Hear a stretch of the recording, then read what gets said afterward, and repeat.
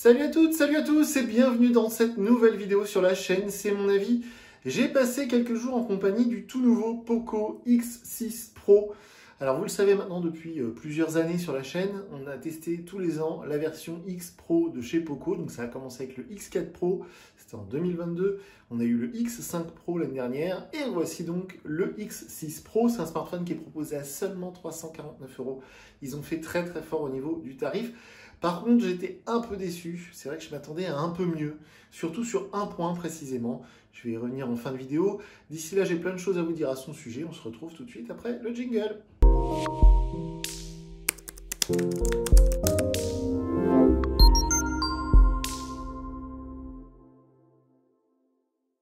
Alors pour commencer, sachez que l'année dernière, le X5 Pro nous avait été offert gracieusement par Poco France.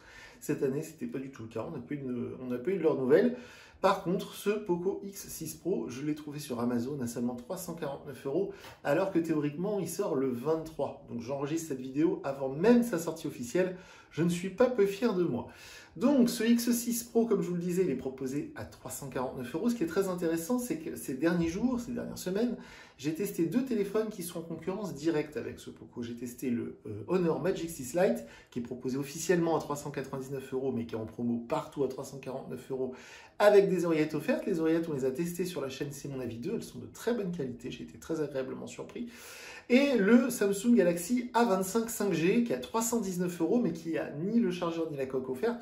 Donc si on rajoute la coque et le chargeur, on est vers les 350 € comme ce Poco. C'est assez intéressant de comparer les trois. Bien sûr, il va y avoir d'autres modèles qui vont sortir dans les semaines à venir, de d'autres fabricants. Évidemment, Motorola, on les attend par exemple sur un éventuel G54 ou plutôt G55. La nouvelle gamme ne devrait pas tarder chez Motorola. Bref, ce Poco, il va avoir de la concurrence. Si vous avez 400 € de budget, il y a beaucoup de choix possibles. C'est pour ça que je vais être assez exigeant dans ce que je vais dire. C'est sûr que si on prend la fiche technique, il est quasiment parfait à ce prix-là, 350 €.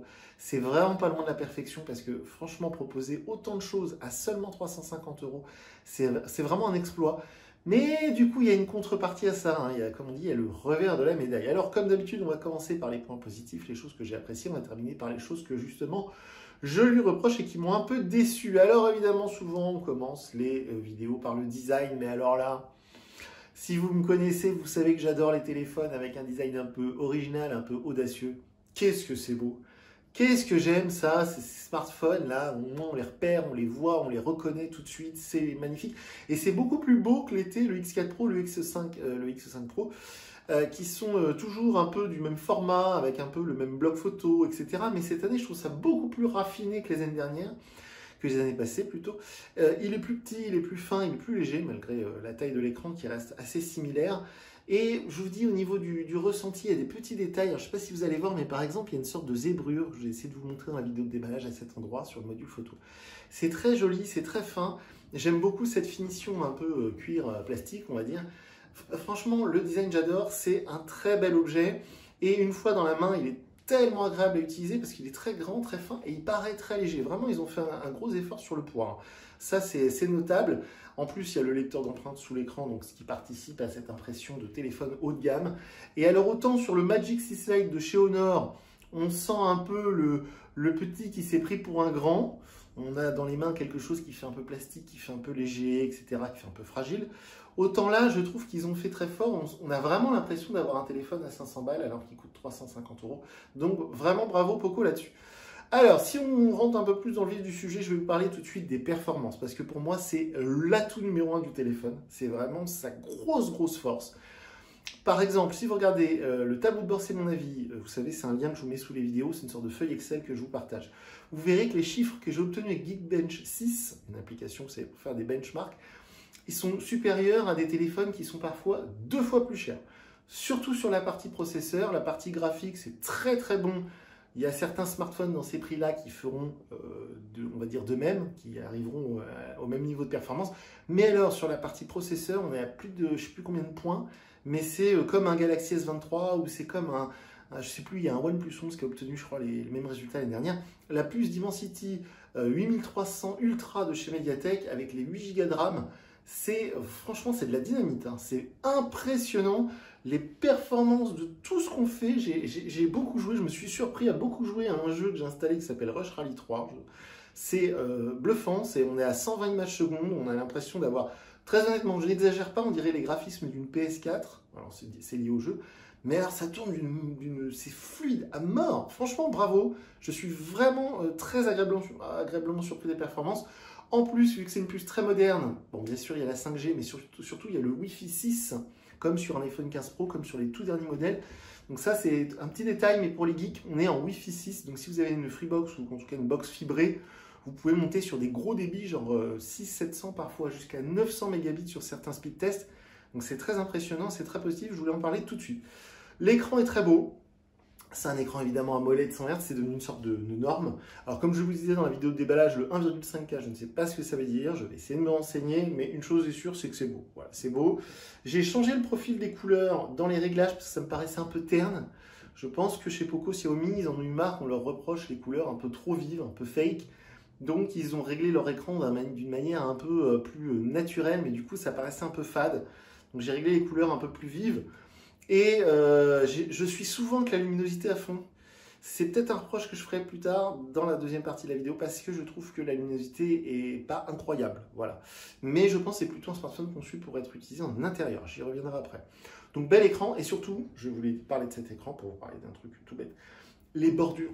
Les bordures. C'est super, j'adore, ça y est, on y est, on est en 2024 et à 350 €, on a ce genre de design avec des bordures extra fines. Avant, il fallait aller que sur des téléphones très haut de gamme pour avoir ce genre de bordure. Elle est un tout petit peu plus épaisse en bas qu'en haut, mais franchement, on est presque, ça y est, symétrique. C'est magnifique et l'écran est gigantesque et quoi qu'on fasse sur le téléphone, c'est très agréable. Donc franchement, c'est top. On peut bloquer sur 120 Hz, donc ça c'est petit détail, mais pour les bizarres comme moi, on peut dire au téléphone, tu restes sur 120 Hz. Donc ça c'est très cool. Alors dans les points positifs évidemment, c'est Android 14. Je vous ai assez cassé la tête avec ça toute l'année dernière, en ce début d'année sur les réseaux. C'est Android 14, c'est la dernière version d'Android comme sur un Google Pixel ou comme sur les derniers Samsung. Donc ça c'est très cool.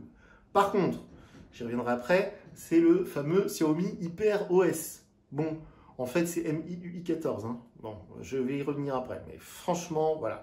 Android 14, très bonne nouvelle. Xiaomi HyperOS, bof, très très bof, voilà. Aussi dans les points positifs, il est étanche, il est résistant à une immersion dans l'eau puisqu'il est certifié IP54, donc ça c'est très cool. Et il y a un traitement Gorilla Glass 5 qui est officiel, hein, donc contrairement aux concurrents par exemple chez Honor, le Magic 6 Lite, qui officieusement serait traité chimiquement pour résister aux rayures, aux agressions, mais officiellement il n'y a pas de traitement. Là c'est officiel, donc il y avait déjà un protecteur d'écran préappliqué, mais même si vous l'enlevez, ben, l'écran il résiste aux rayures. Alors allez pas mettre non plus vos clés, vos pièces non plus dans la poche avec, mais voilà, théoriquement il est plutôt résistant. Il y a une coque offerte, fournie dans la boîte, et il y a le chargeur 67 watts qui est offert avec. J'insiste dessus parce que ça vaut cher un chargeur 67 watts. Et alors la charge rapide, ça marche du feu de Dieu. J'ai mesuré, vous pouvez voir sur les réseaux, j'ai pris une photo, j'ai vraiment utilisé le téléphone justement avec le jeu de rallye dont je vous parlais pour qu'il tombe à 0%, qui s'éteigne. Et une fois éteint, je l'ai branché et là j'ai chronométré 44 minutes pour le 0 à 100%. Donc on est en dessous des 45 minutes pour le 0 à 100%. Donc téléphone éteint. Hein. Si vous l'allumez, c'est un petit peu plus long parce que le téléphone consomme de l'énergie en même temps. Mais franchement, ça c'est un record à ce prix-là, encore une fois, hein, 349 € et on recharge en moins de 45 minutes le téléphone. C'est bluffant. Vous branchez 20 minutes, vous prenez à peu près 50%. C'est très pratique, c'est très très pratique. Moi j'adore cette possibilité de charge rapide. Et là, c'est charge super rapide. On termine les points positifs par deux choses assez essentielles. Les photos. Alors les photos, comme d'habitude sous la vidéo, je vous mets le lien vers ma galerie Google Photos. Vous pourrez aller voir par vous-même la qualité des photos que j'ai pu prendre avec ce Poco X6 Pro. Les photos, elles sont bien.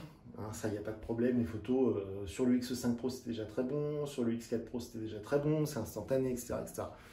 Bon, alors le seul truc que je reproche sur les photos, j'y reviendrai après, mais c'est ce parti pris chez Xiaomi Poco, comme chez Motorola, d'essayer de rendre les photos plus belles sans nous demander notre avis en fait, si vous voulez. Donc déjà sur le mode selfie de base, il y a le truc qui améliore le visage quand on lève les boutons, tout ça. Bon, ça on peut le désactiver, mais c'est déjà très préactivé de base. Bon. Et quand on prend des photos, vous verrez, j'ai pris des photos, il y avait un très beau soleil hier avant-hier. J'ai pris des photos de bâtiments, voilà, il y avait un beau coucher de soleil. Bon, le ciel est trop bleu et le mur qui était face à moi orange pâle était orange vif sur les photos. C'est un peu dommage, ça gâche tout. Mais sinon, les photos, Alors en plus, il y a un x2x, un zoom x2 qui marche très bien, instantané. Même en luminosité intérieure, les photos c'est instantané, elles ne sont pas floues, etc. Très bonne photo, mais j'ai envie de dire, c'était attendu. Elles étaient très bonnes sur le X4 Pro, elles étaient très bonnes sur le X5 Pro, elles sont très bonnes sur celle-ci, mais il y a de plus en plus de concurrence à ce prix-là. Je pense notamment au Samsung Galaxy A25, et à 399 €, maintenant on peut trouver du Google Pixel 7a. Donc sur les photos, maintenant, voilà. Et enfin, je termine cette partie point positif par l'autonomie. Alors, avant d'oublier aussi, il y a un très bon haut-parleur stéréo, je vous en parle souvent. Quand vous mettez un appel ou un podcast ou de la musique en haut-parleur, le son sort des deux côtés du téléphone et il sort très puissant sans faire mal aux oreilles, sans grésiller, sans cracher. C'est waouh! Pareil, pour un téléphone à ce prix-là, c'est assez impressionnant. Voilà, je vous l'ai dit avant d'oublier. Et enfin, donc l'autonomie. Alors, comme d'habitude, pour un utilisateur comme moi, qui va aller bloquer l'écran sur 100 Hz, qui va mettre la luminosité à fond, qui va mettre tous les trucs qui font que ça va consommer un peu plus de batterie. On est sur une journée d'utilisation normale. Genre ce matin, j'ai fait du Waze, allez, j'ai bouffé 20% de batterie sur 1h30 de trajet. Bon, voilà, des petites choses comme ça. Mais pareil, j'ai fait beaucoup de jeux. Quand on fait du jeu, l'autonomie est correcte. Franchement, j'ai vu des téléphones qui s'effondrent beaucoup plus vite que ça. On est sur 5000 mAh de batterie. Par contre, si vous l'utilisez d'une manière économe, genre vous allez très peu l'utiliser ou que quelques heures par jour ou s'il reste beaucoup dans la poche pendant votre travail, tout ça, vous pouvez peut-être tenir 2 jours, peut-être 3 jours. 3 jours, j'y crois pas trop. Mais je pense que ce processeur, la Dimensity 8300 Ultra, il est surtout axé performance. Et alors là, il fait le job. Niveau économie d'énergie, je pense qu'on fait un peu mieux avec du Qualcomm Snapdragon. Voilà, en gros, c'est ça. Donc, c'est pas le record en autonomie, c'est une bonne autonomie. C'est peut-être un peu supérieur au Honor Magic 6 Lite que j'ai testé il y a quelques jours. Mais voilà, c'est dans la norme, donc ni plus ni moins. Voilà. C'est pour ça que je l'ai mis à la fin. Bon, maintenant qu'on a parlé de tout ça, j'ai quand même quelques trucs à lui reprocher, notamment un point bien précis. Donc, on va parler tout de suite des choses qui fâchent.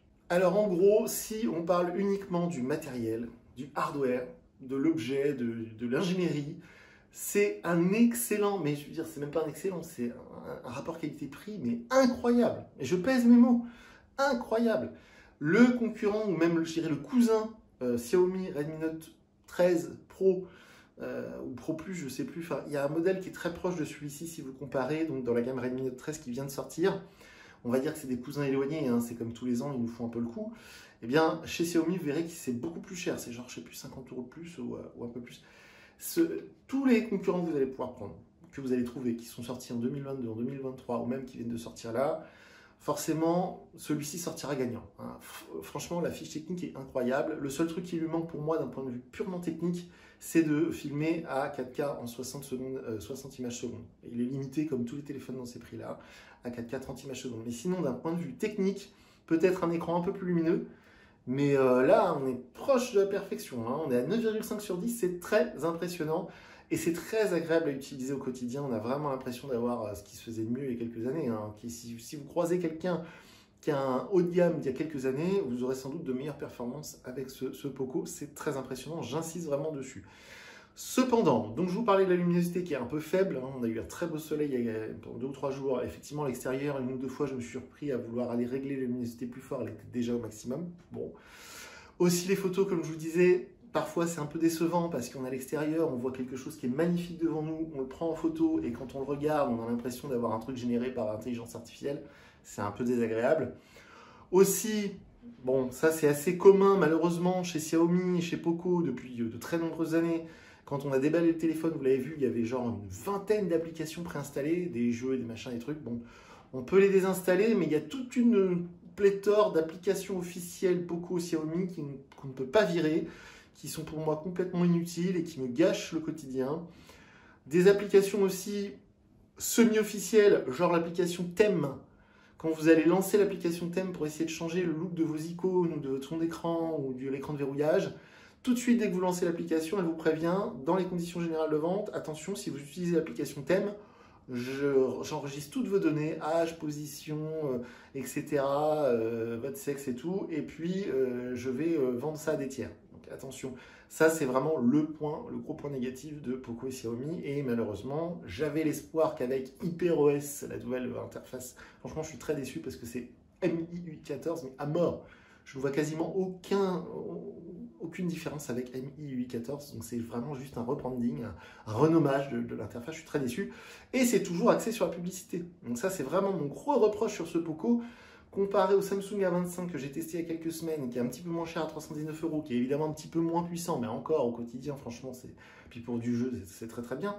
Et le A25 de chez Samsung, il y aura beaucoup moins de pubs, et surtout, il y aura beaucoup moins cet aspect vampirisation de vos données personnelles. Donc ça, c'est vraiment le gros reproche que je fais à Poco sur ce X6, mais je pense que ça va être sur tous les autres modèles, hein, on va pas se mentir.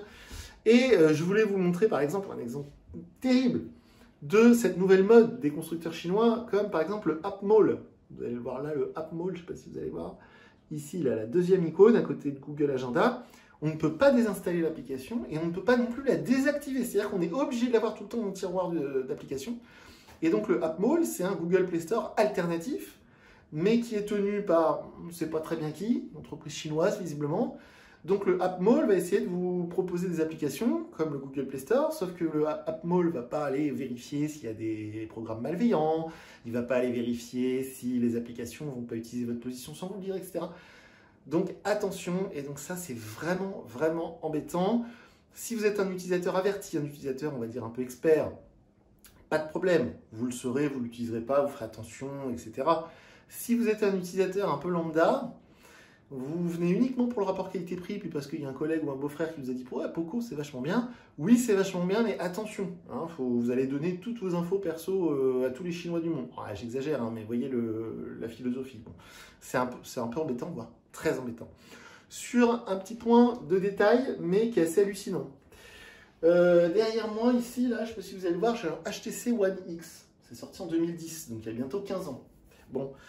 Faut savoir que depuis le HTC One X qui est ici, sur toutes les versions d'Android, sur tous les smartphones que j'ai pu tester, voire utiliser dans ma vie, dès qu'on sort le panneau de contrôle en haut, on a une petite icône pour aller dans les paramètres. Eh bien, c'est la première fois depuis 15 ans que je vois qu'un constructeur a enlevé volontairement de son interface la petite icône qui permet, le petit raccourci qui permet d'aller dans les paramètres du téléphone. Je ne sais pas pourquoi ils ont fait ça, c'est très étrange, c'est la première fois que je vois ça, donc je voulais en parler. Alors si HyperOS de chez Xiaomi, c'est ça, bah franchement on aurait mieux fait de rester sur Mi 8, hein, parce que c'est vraiment aberrant. Donc on peut le mettre ici dans les espèces de raccourcis, vous savez, qu'on peut personnaliser. Et puis si on est comme moi un peu maniaque et qu'on a l'habitude de mettre les raccourcis, le mode sombre et tout, Google Wallet et tout, bah du coup les paramètres on les a uniquement dans le tiroir d'application comme en 2010 quoi. Voilà, c'est assez hallucinant, c'est la première fois que je vois ça, donc je voulais vraiment vous en parler, parce que je trouve ça délirant de voir qu'ils ont autant communiqué sur cette interface et qu'au final, on se retrouve avec un truc comme il y a bientôt 15 ans. Bon, c'est un petit détail, mais pour moi, ça veut dire beaucoup. Et enfin, je termine sur la partie petit détail qui m'agace. On a un téléphone qui est quasi parfait. Et on a un écran AMOLED. Et on a un constructeur qui sait faire le Always On Display, ou toujours affiché, depuis bientôt 10 ans. Hein. En tout cas, moi je les ai connus en 2018, mais ça fait depuis 2015 en gros que Xiaomi fabrique des écrans AMOLED pour les smartphones. Ils fabriquent des smartphones avec des écrans AMOLED. Et donc ce mode Always On Display, c'est tout bête. Mais si vous allez regarder sur les réseaux sociaux, le Galaxy S24 Ultra à 1500 € de chez Samsung qui vient de sortir, l'une des nouveautés du S24 Ultra, c'est l'écran Always On Display à la sauce iPhone. Donc pour vous dire que c'est une fonctionnalité sur laquelle travaillent les très grands constructeurs. C'est pas une lubie de ma part. Eh bien, sur le Poco X6 Pro, ils pouvaient le faire. Mais pour une raison purement commerciale, c'est désactivé. C'est-à-dire que si vous éteignez votre écran, votre téléphone est posé sur le bureau, au bout de 10 secondes, ces informations disparaissent. Elles ne restent pas en permanence. C'est tout bête, mais c'est très frustrant dans le sens où il faut le bouger, vous voyez, un petit peu. Si je le bouge un petit peu, ouais, ça sera bon. Mais ce que je veux dire, c'est que c'est très frustrant dans le sens où c'est une volonté de leur part de ne pas proposer cette fonctionnalité sur ce modèle parce qu'ils estiment que ce modèle n'est pas assez cher. Chez Xiaomi Poco, ils estiment que si vous voulez le Always On permanent, eh bien, il faut aller sur un modèle plus cher. Typiquement, l'année dernière, le F5. Cette année, ce sera le F6. Et cette année aussi, sur la gamme Redmi Note 13, qui est la gamme cousine des Poco X6, eh bien, il faudra aller sur le Redmi Note 13 Pro Plus, qui est à 499, je crois. Donc, c'est très agaçant parce que c'est une volonté de leur part, c'est pas une limitation technique. Donc, je voulais en parler parce que ça fait partie de cette philosophie pour moi qui est très axée marketing, publicité et pomper le plus d'argent possible aux utilisateurs et le guider sur des choix en fonction de ce qu'ils veulent. Bon, bref.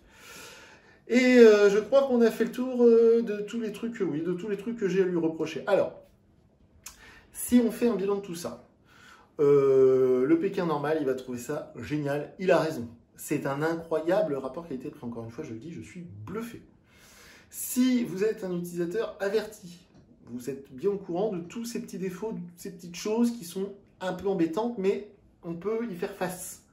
C'est pas un défaut rédhibitoire. C'est pas un téléphone qui va être trop lourd, c'est pas un téléphone qui va surchauffer, c'est pas un téléphone qui a une mauvaise autonomie, c'est pas un téléphone qui a de mauvaises photos. Bon. Mais c'est vrai que, par exemple, si vous voulez, on parle de la photo. Si vous voulez des photos un peu meilleures que celle-ci, pour moi, celle que j'ai prise avec le A25 de chez Samsung était meilleure qu'avec ce X6 Pro. C'est de peu, hein, mais voilà. Et de la même manière, le Google Pixel 7a, en ce moment, il est à 399 € seulement, et il fera de meilleures photos que ce Poco X6 Pro, en tout cas des photos plus naturelles. Des photos qui représenteront mieux ce que vous avez vécu à l'instant.